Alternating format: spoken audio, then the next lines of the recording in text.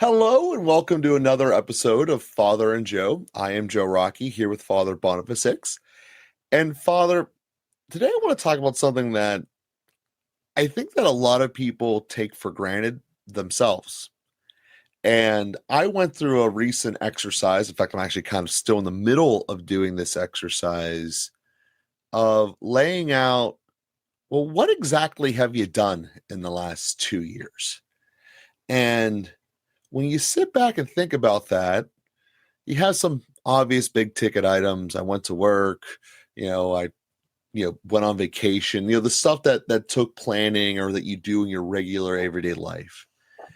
But when you really start diving into the specifics, all right, so you went to work. Well, what projects did you do? What part of that activity were you involved in? What were the skill sets you used or developed? Stuff like this from just a working standpoint, you realize that it's going to be a very large list, especially when we start looking at it from what did you do to increase your relationship skills, either good or bad.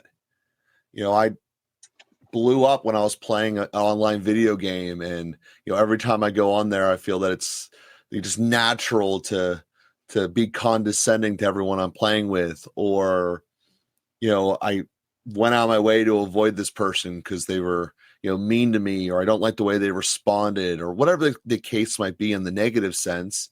But there's also times where I didn't lose my patience. I didn't do something I shouldn't have. And when we really kind of look down and analyze what we've done on that very important level of the micro activities of our days, I think that gives so much more light and illumination to, well, over the last 2 years, I really didn't do much. I just kept going to work. We paid the car off. That was nice. Like going into those micro activities simultaneously show the value in which you're doing and how it has a ripple effect upon everyone else. So I wanted to give a really deep focus upon us about that. And the reason I feel it's so important is adding the knowledge of where we are in terms of realistically, where are we? Are we that person who's building up or tearing down? And are we doing this on a regular level? Has a massive effect moving forward through the rest of our big picture lives. So that's where I wanted to take today's episode, kind of look in a little really zoomed in lens that we don't always do, but I think it could be helpful today.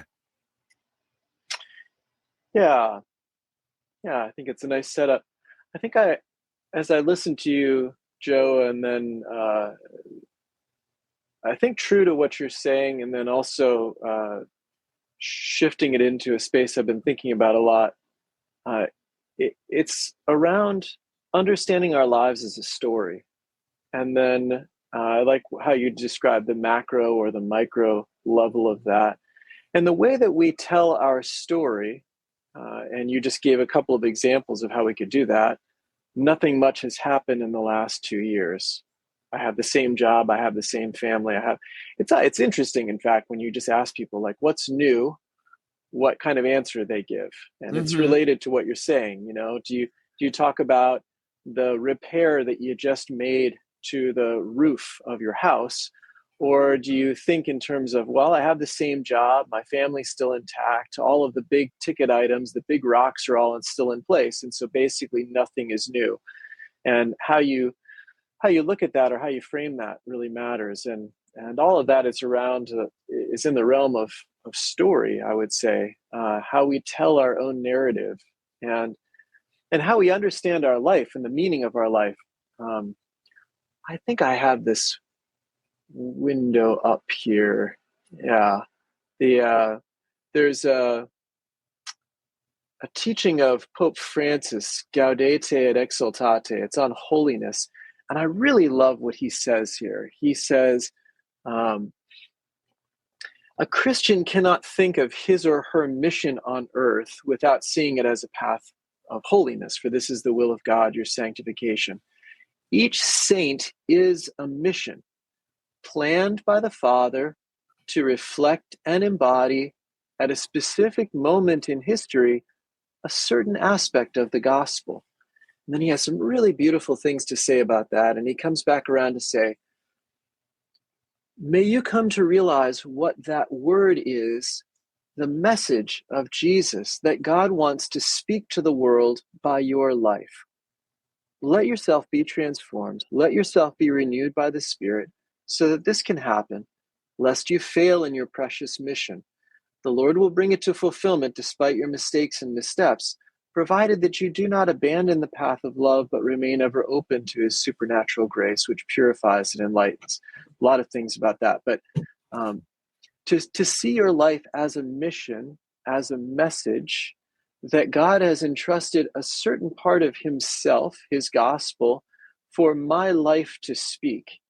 And then it's interesting how we think of the points that you just brought up, Joe, in terms of how far am I advancing in my mission? How much is my mission? How well is my message being communicated? And then what are the critical moments in the communication of my message? Well, I finally got to a place that I could bring this thing about or express this thing. And, if I don't know, part of, obviously a part of my message is in terms of relationships and accompaniment. We've at least established that over the past 7 or 8 years. Hope so. So like I could answer that question, what's happened in the last 2 years. I could start to give you a resume of how I've advanced the mission of accompaniment or communicated the importance of relationships. And that could include doing this podcast. And we've done several episodes and have recorded that faithfully. It might include some specific moments along the way where we were able to express in contrast to AI or in terms of a business practice or, so we could have some different milestones along that way. But if I start to think of my life as a message, as a mission, and then I start to think about what are some of the milestones in that communicating that message and living that mission, and then I start to answer that question from that perspective, that gives some meaning. And that's a little bit, you were putting that in terms of, part of my message is growing in patience with my, in your case, wife and children, let's say. And then when I say, how's it going in the last month or 2 months or year or 2 years, and you say, well, I've had some real breakthroughs in growing in patience with my wife and children. Here are some episodes which were a challenge and I would have failed at 5 years ago, but I actually was able to be patient in this hard situation this month. Anyway, so how we, and this is not unrelated to business practice, right? This is how you set out a business plan. You have you have objectives and goals and strategies and measures, and you try to characterize the mission of the business and then some ways to measure that and express that. What are the milestones? And then you can report to your constituents, your board or your investors, how far along on that objective that they've bought into have you progressed? And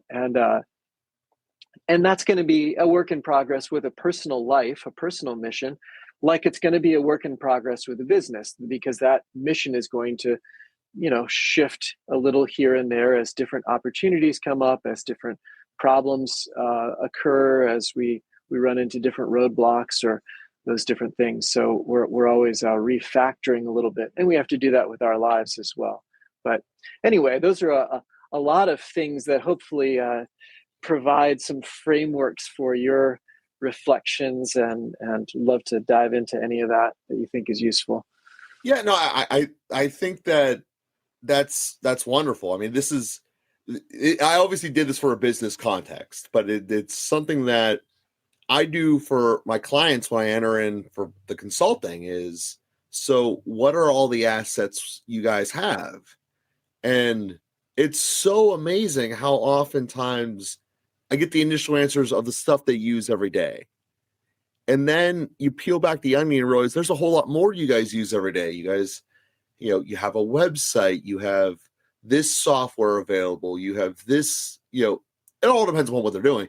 But you have these people that are capable of this, but you don't really use them, or you have this subscription that you use 10% of it, you have all this other stuff, all these other things that are part of what we could be using, what we could be having, that we just, oh yeah, I guess I do have that, or oh yeah, and we overlook parts of, and again, this isn't the case of a business's story, what we could be using and doing. And that's why I wanted to turn that to the relationship standpoint, because I realized I should probably do that to an internal audit of myself one time, and that's where this exercise began here early last week. So I love the way that you turn that and look at that, because I think that it's something that is natural. We all are in the spots of trying to keep the big things in line, but it really does start with the small picture. So if you think of a brick wall, each individual brick is one brick. We care about, does the wall itself hold up? Does it stand? Does it work? And if some of the bricks are a little cattywampus or off, it'll make it look weird, but the wall itself is still standing, so it's all okay. But if you're a mason who's building it with all kinds of uneven lines and they're all kind of cattywampus and nothing symmetrical, that wall won't last forever, opposed to if it were built correctly from the beginning. And I bring up that notion and that idea of the way that we look at ourselves with the smaller elements of our lives, the things that, as you said, we don't really spend that time and energy on, all with a building, and that you answered there, of knowing that our life is valuable, not just for the sake of being involved as the background character in someone else's story, but that we are called ourselves to be the saints, and we have the ability to do that. And one of the commonalities that I see in the saints is their focus upon making the everyday today happen. Last night was the conclusion of the St. Teresa novena. And one of the things of St. Teresa was being involved with the little things and trying to find the beauty and perfection in all of them. And that's kind of what's driving this thought process, and from the context of a Father and Joe episode, is that we all have things in our lives that, yeah, we fixed the shingles. Yeah, we saw a problem, but we also saw something and made it amazing. I was able to, see someone smile. I heard someone laugh. I laughed. I found happiness in something. And these little things, it's ironic, we overlook them the most, but they're the stories we want to hear. Most people don't want to hear the big picture stuff. You hear it on like the boring channels, like the business news report. The GDP was up. Okay, that's cool. But what's the fun story? Apple's releasing a new iPhone, and this is the new features, and that's why they're about to have a big jump. Difference between macro and micro. And I think that that's something that is worth us all reflecting upon. What are the micro small things of today that we are doing, and where are there opportunities where we could see something more that we want, and how to make that happen? So, Father, that was kind of the direction that I was thinking there, and I love the setup that you gave.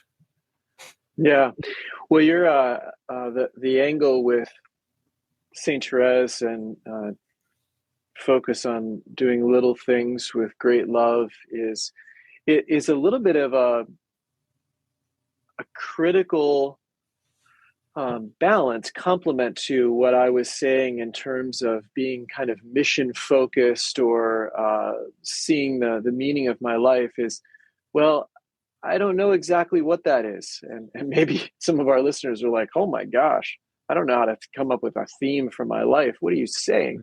But then it's like, okay, well, can you do the little things today with great love? Take out the trash with great love. Spend, if you have 10 minutes with your your son, your two sons, before you got to run off to something, do that with great love. Give your full attention. Do you have a few minutes for prayer? Do that with great love. And just doing the next thing with great love, intentionality, and giving it your whole heart, mind, soul, strength, to really invest yourself in this moment where God ultimately is. God is only in the present moment, and God is always in the present moment.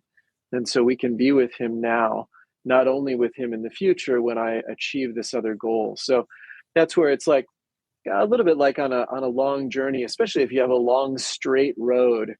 It's like you want to lift up your head and look to the horizon and get a sense of where you're going, and then put your head down and just start walking. And sure enough, after a while, you're going to lift up your head again, and you're actually going to see that there was some progress. And so both movements, the progress in one step after another and focusing on the next step and doing that in the best possible way that you can, and then periodically looking up and seeing the horizon and noting some milestones along that journey, are both important for making progress in this unique way that we do as human beings, since we are in time.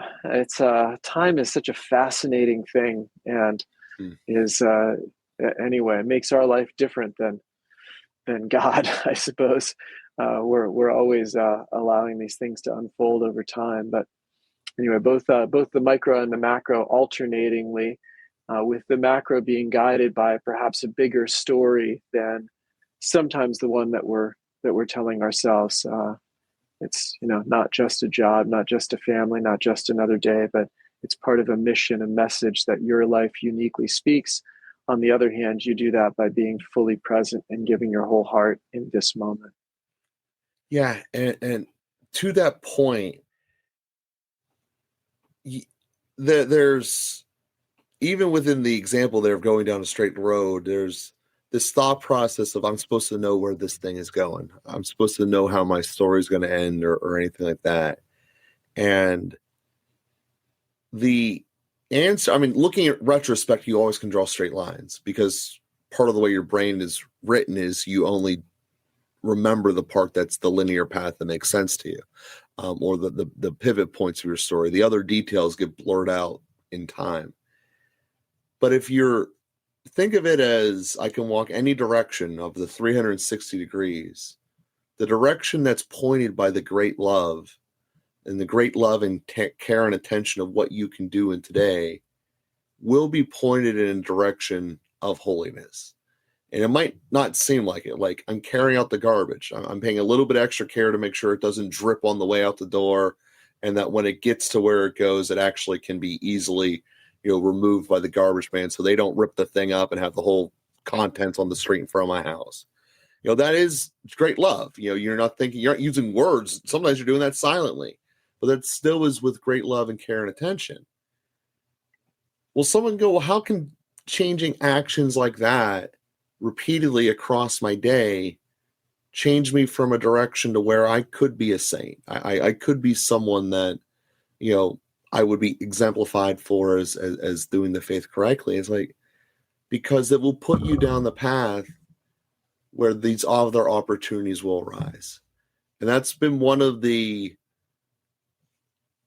benefits that I have found of trying to do this life, as you've been teaching me for the last 7+ years here, Father, is things just sometimes come up that you didn't even know existed, or you never would have been exposed to, that happen. Part of this exercise I'm doing is because of one of those activities. Someone came to me to be part of a group for Catholic public speakers. Never thought that anything like that even existed, let alone how to do it. So I'm doing a complete inventory of, well, how many times have I actually been on stage? I've just been kind of doing this on autopilot. Like, what is the actual overall essence? How often do I bring up God and faith in my conversations? Now I'm going back and rewatch my own game tape in a way that I had never before. Before, I was watching it to be like, did the point land? Was I doing the same gesture over and over again? Was I monotone? Like, stuff like that, like from the practical sense. But looking at it through a different lens is really remarkable. And I invite everyone, if you can't do retrospect, because not everyone's recorded as much, I get that. I'm weird like that. But to look at just from what you can remember, what was today? What was yesterday in my everyday activities? Did I come in and kind of reserve my energy and attention for something else? Did the phone steal it away from someone that I should have been sharing with this? And I think that going through that exercise and doing this thought process of the little things in your everyday life that can really carry you through to make a big difference for everything moving forward, and especially your relationships. So, Father, I want to give you a chance as we're concluding this episode, if you have any final thoughts about the topic.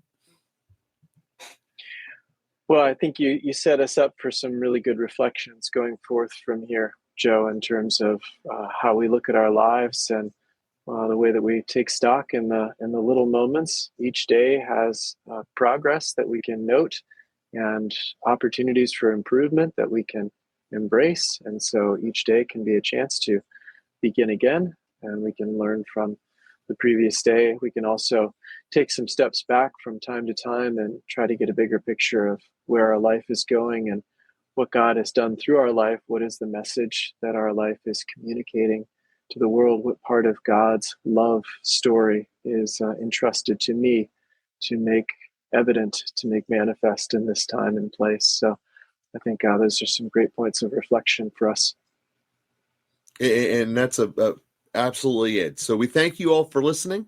We also invite you to share this episode by clicking the share button upon whichever platform you are listening us on. There's that little share button often in the top right corner, and send it to someone who you think could benefit from today, knowing that every one of us has a great story and a potential road to sainthood that we are called to do.